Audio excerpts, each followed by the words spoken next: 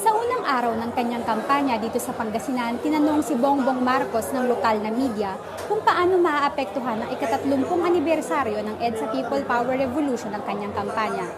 Ani niya, hindi EDSA ang problema ng mga Pilipino, kundi kakulangan ng trabaho at serbisyo. Dito sa kampanya na ito, hindi na ang media lang ang nagtatanong tungkol dyan. Ang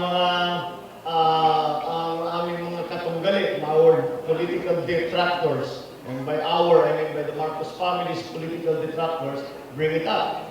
But when you talk to ordinary people, hindi naman yan ang tinatanong.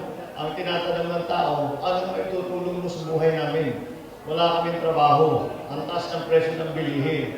Yung anak ko, walang school book. Walang classroom. Sa ilalim ng kahoy, walang hospital dito. Napuputo na ng electricity, pati tubig, nawawala.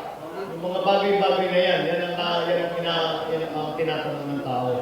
Kaya, I think that is natural.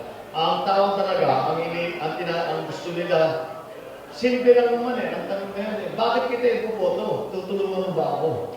Yun ang the general sentiment that we get. It's like that. And you have to provide those answers. Dagdag pa niya, nakakalungkot isipin na sa kabila ng mahabang panahon, hindi pa rin nagiging progresibo ang ating bansa. Pati Pasyon, Rappler, Pangasinan.